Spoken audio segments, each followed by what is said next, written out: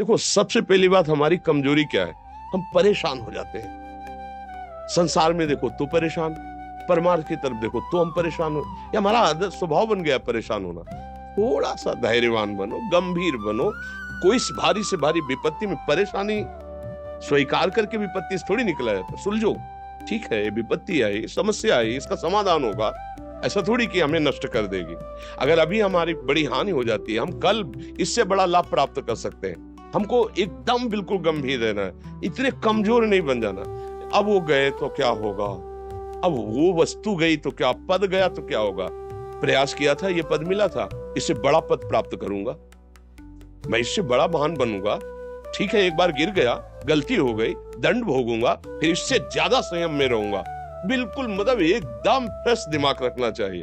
और अपने लोग क्या है, जरा सी बात में एकदम पछड़ा कर लेते हैं, एकदम कमजोर हो जाते हैं। ये बिल्कुल ठीक नहीं है। हम जीवन भर की यात्रा की बात कह रहे हैं, भारी से भारी कष्ट में भी मुस्कुराना, तो हमें बल मिला है, हमें भगवान की कृपा का दर्शन हुआ है, हमें उनका दुलार दिखाई दिया है।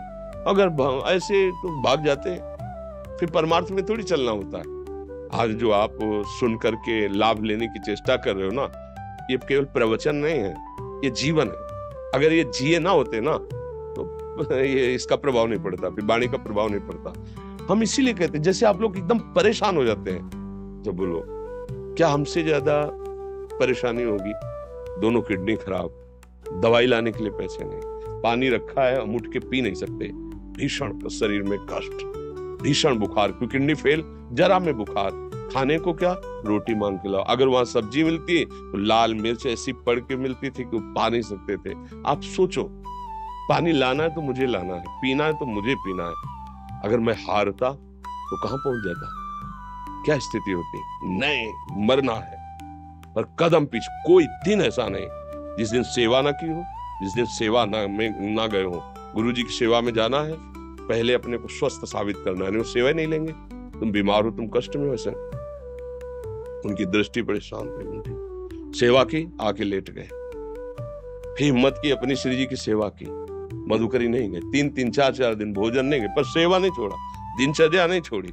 और उसका प्रधान कारण संयम, ब्रह्मचर्य, भगवदाश्रय, नाम जप, कभी हारने नहीं दिया। अभी भी थोड़ी देर बाद डायलिसिस शुरू हुआ, हारने, आपको हारे हुए नजर आ रहे हैं। शरीर में पीड़ा है, किडनी फेल है, ऐसा थोड़ा हम स्वस्थ बैठे हैं, पीड़ा है, बार बार प्यास लगती है, थोड़ा थोड़ा पानी मिलता है, लेकिन हम आनंदित हैं, हम प्रसन्न हैं। हम लड़ाई में हारे नहीं हैं, ना हारेंगे, हम जीत चुके हैं।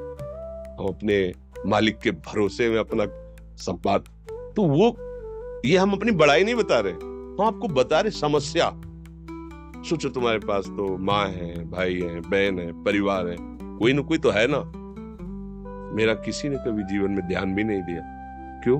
बचपन से बाबा जी बन गए, किसी से प्यार नहीं, किसी से संबंध नहीं, कोई जानकारी नहीं, हम कहाँ हैं, वो कहाँ है, किसी से कोई मतलब नहीं। अच्छा, जवान साधु कौन श्रद्धा करे?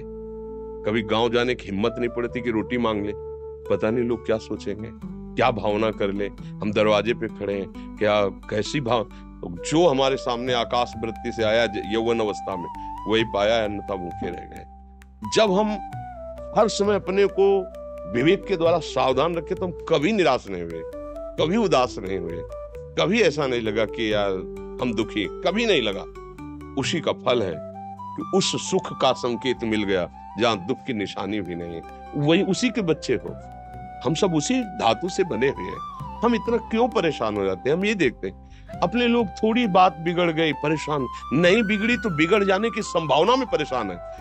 आज सुख है, लेकिन कल सुख छिन जाएगा तो हम आज के सुख में सुखी ना होकर कल के दुख की आने की संभावना में हम भयभीत हो। अब क्या हमारी सोच रह गई?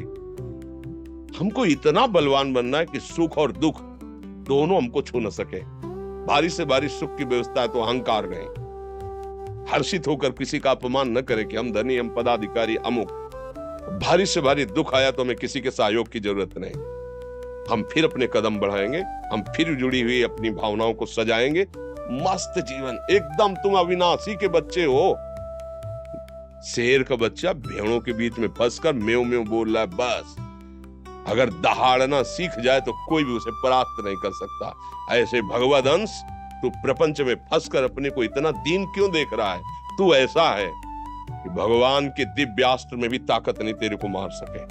तू अविनाशी का अविनाशी बच्चा है, विनाशी भोगों को, विनाशी शरीर को मैं मान के इतना भयभीत, इतना दुख ठीक नहीं।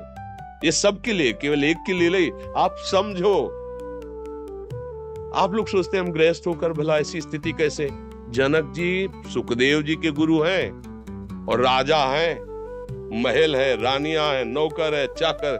क्या सुखदेव जी जिनके शरीर में लंगोटी भी नहीं है, दिगंबर, परमहंस, परमहंस के गुरु है जनक जी जो राजा हैं। समझो आप ऐसा ना सोचे कि हम नौकरी कर रहे हैं, हम संसार में, हम गृहस्थ हैं, हम आध्यात्मिक की ऊंचाई पर नहीं चढ़ सकते। नहीं, आप एक सरकारी नौकरी या आप किसानी या व्यापार करते हुए आप एक अध्यात्म की ऊंचाई में चढ़ सकते हैं। और अध्यात्म ही है जो तुम्हें इस माया के दुख सुख से ऊपर उठा सकता है। दूसरा, चाहे जितनी संपत्ति आ जाए, आप सुखी नहीं हो सकते।